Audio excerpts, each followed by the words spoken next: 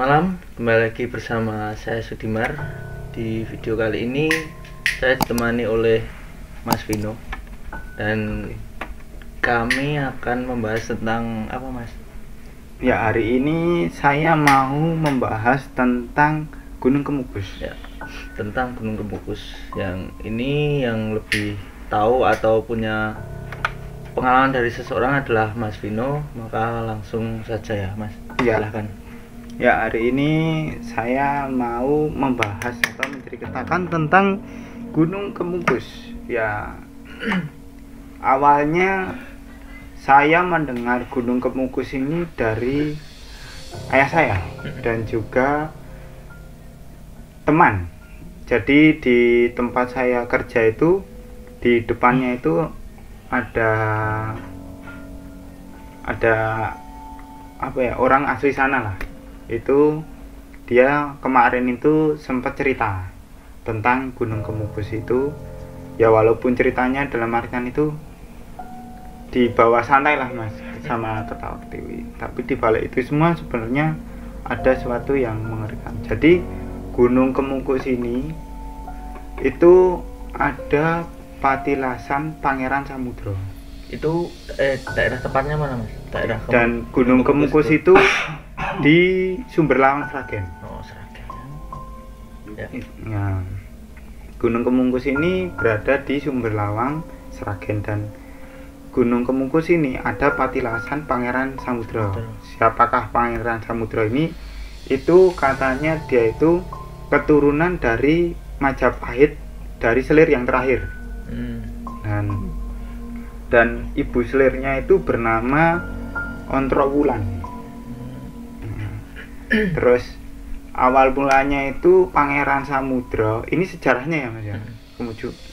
Gunung Kemukus ini sejarahnya itu si Pangeran Samudro ini dibawa oleh Kerajaan Demak, atau sebutannya siapa ya, kemarin bapakku bilang tuh Ki Agung Demak, atau pokoknya dibawa Kerajaan Demak gitu ya. Nah, setelah itu di Demak itu bertemu dengan Sunan Kalijaga. Nah, sama Sunan Kalijaga ini dia mendalami agama Islam. Nah, setelah itu Sunan Kalijaga mengutus dia untuk ke daerah Gunung Lawu. Itu tempatnya Kiai siapa ya, Guntur apa siapa gitu. Itu lah, ternyata si kiai yang ada di Gunung Lawu ini ternyata masih keturunannya Majapahit juga, dan dia itu ternyata kakak dari Pangeran Samudra ini. Lah, setelah dia berguru di situ, dia pulang ke Demak, melewati daerah Gemolong. Nama dulunya itu bukan Gemolong, Mas, tapi saya lupa. Itu yang ceritakan bapak itu. Nah, itu terus di situ dia mengalami sakit di situ. Dia sakit, dirawat di desa di daerah situ. Sakit di daerah situ, dan dia kan dikawal sama 2 orang saat itu, saat berguru Islam itu, Mas. Itu belajar Islam itu dia dikawal 2 orang lah, sama pengawalnya dirawat di situ. Akhirnya dia sudah agak mendingan. Nah, sudah agak mendingan, si Pangeran Samudra ini memaksakan diri untuk melanjutkan perjalanan menuju ke Demak. Sampailah di sebuah bukit atau gunung. Nah, itu dia sakitnya kambuh lagi, Mas. Sakitnya kambuh lagi. Akhirnya dia istirahat di situ. Tapi semakin lama kondisinya semakin buruk. Parah berarti malah. Malah semakin parah. Konon katanya kan seperti itu ceritanya itu. Nah, setelah itu dia dirawat di situ lah.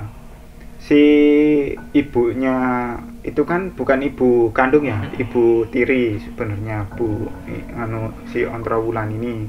Lah itu dia merasa gelisah, kok kenapa kok dia sudah diberi jangka waktu untuk berguru sekian lama tapi kok belum datang gitu loh. Sudah lewat dari batasnya itu. Lah si salah satu pengawal ini balik ke Demak terus bilang kalau si Pangeran Samudro ini sedang sakit di sana, dan kalau dibawa ke sini nanti takutnya semakin parah. Makanya si Selir ini, si Ontrowulan ini menyusul ke tempat Pangeran Samudro. Nah, terus ceritanya itu di situ dia bertemu sama Pangeran Samudro. Nah, bertemu, tapi kondisinya semakin lama semakin memburuk dan akhirnya dia meninggal di situ, si Pangeran Samudro. Nah, terus di Gunung Kemungkus ini kan dia itu dimakamkan di situ. Nah, kenapa bisa dikatakan Gunung Kemungkus itu? Jadi dulu itu setiap musim mau penghujan, pancarobanya itu mau penghujan, dan setiap malam apa gitu itu katanya itu keluar asap di sekitar gunung itu. Tapi kayak asapnya itu kayak orang ngukus sebuah makanan atau apa itu loh Mas. Kalau kita ngukus keluar asapnya lah. Itulah asal mula kenapa gunung itu dinamakan Gunung Kemungkus. Awal mulanya seperti itu. Lah, terus di samping makamnya Pangeran Samudro ini itu ada sebuah sendang. Lah, sendang itu dulu sering dipakai Pangeran Samudro dan juga ibu tirinya ini, Selir ini, Bu Ontrowulan ini untuk mandi, dan itu diberi nama Sendang Ontrowulan. Di itu ada sendangnya. Nah, setelah itu kan Gunung Kemungkus ini kan untuk tempat ziarah.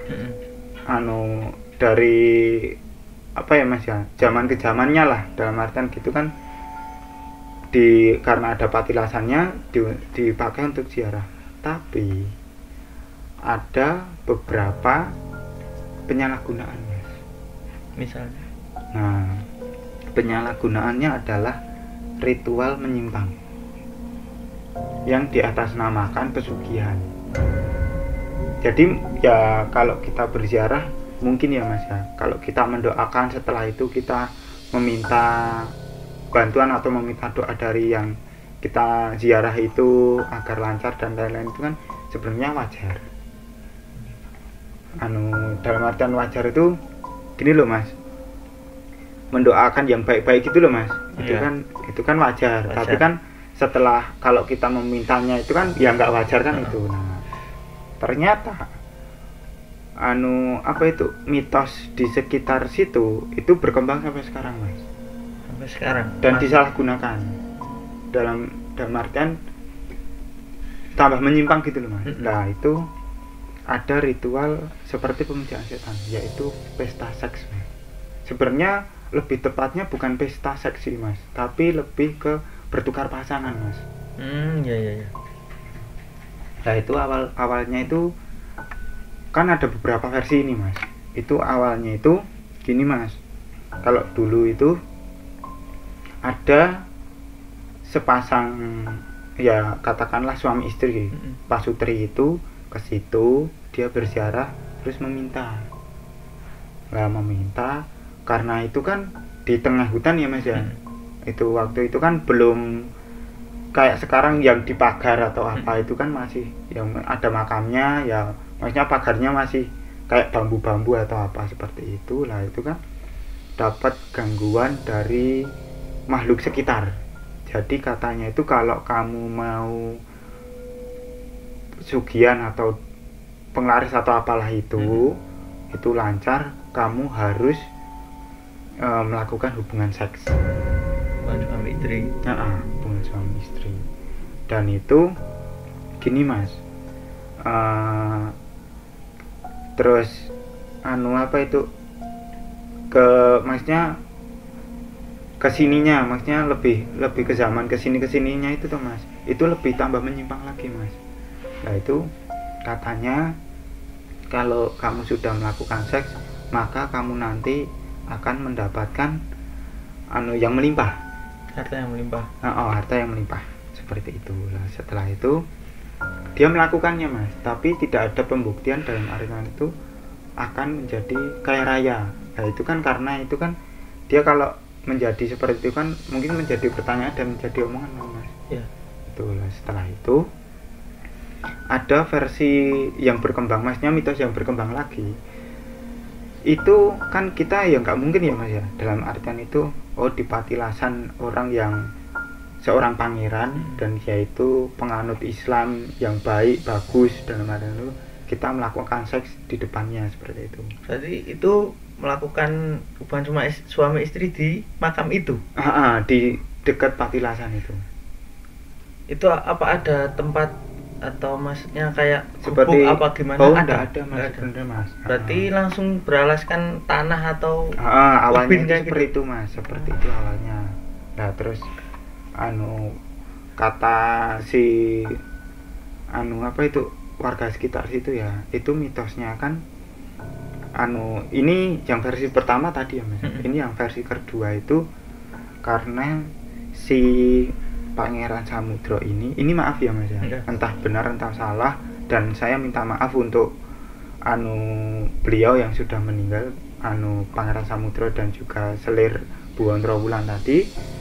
Trowulan itu ini benar atau salah, tapi itu katanya dulu warga sekitar dan pengawal itu memergoki Samudro, Pangeran Samudro ini berhubungan intim dengan ibu tirinya ibu tirinya si Trowulan itu.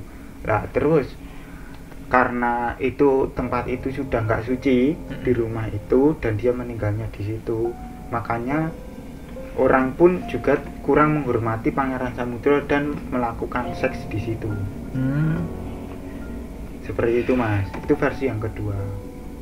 Dan karena versi yang kedua ini berjalan sampai sekarang ini mas, jadi ceritanya gini mas, kalau kita melakukan hubungan seks di situ apa itu kita harus bertukar pasangan. Jadi harus ada beberapa pasangan kayak gitu. Seumpama saya sama istri saya, terus mas sama istrinya, lah itu kita melakukan perjanjian di situ. Setelah kita berdoa berziarah, kita melakukan perjanjian, mas istrinya sama saya, kamu sama istri saya di situ bertukar dan berhubungan intim bersamaan di situ. Seperti itu mas. Nah setelah itu dulu yang apa ya, karena itu kan tidak tega ya mas ya, dalam artian nggak mungkin dong kan kita rasa sayang dengan istri mau ditiduri dengan orang lain kan nggak mungkin kan mas. Maka di sekitar situ, di desa situ ada beberapa warganya itu terus memberikan jasa. Maksudnya memberikan jasa? Nanti seumpama ini warga ya mas ya, kamu warganya, saya datang, mas saya mau melakukan ritual pesugihan. Biasanya langsung dia bilang maksud dan kedatangannya apa, mas kan menyediakan anak atau istri mas buat melakukan ritual itu. Nah itu bayarannya berapa gitu. Nah setelah itu nanti kita bayar, dan selama ritual itu mulai sampai selesai yaitu sama si itu. Dan kalau kita melakukan pertukaran itu tuh mas, itu seumpama awalnya aku dengan istri kamu dan istri kamu dengan saya, itu ya harus itu terus selama sampai ritual selesai. Itu lah mitosnya dulu itu yang membuat lebih apa ya, ritual itu lebih diyakini karena dulu ada mitos yang berkembang itu si Pangeran Samudra dan ibu tiri si Ontrowulan ini itu dimakamkan dalam satu makam ditumpuk gini Mas, karena sudah bertemu, sudah dipergoki berbuat intim toh Mas. Itu terus meninggalnya itu dijadikan satu Mas. Berarti itu meninggalnya bersamaan. Ditumpuk. Jadi kayak kita berhubungan intim, maksudnya orang berhubungan Ya, nah, tahu itu Mas. Maksudnya itu katanya kan mitosnya seperti itu. itu kan Pangeran Samudra kan meninggal karena Sakit pas sebenarnya. ibunya kan terus menyusul Heeh. ke tempat pas Heeh. si Pangeran Samudra maksudnya diobati kan, Heeh, masa pemulihan iya. kayak gitu.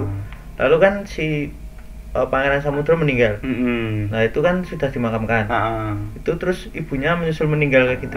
Atau enggak, atau bersamaan itu meninggalnya? Enggak. Sebenarnya itu karena kan itu cuma mitos yang berkembang Mas. Karena kan kalau kata orang sekitar itu memang makamnya si ibu tiri Ontrowulan ini memang mereka itu nggak tahu di mana.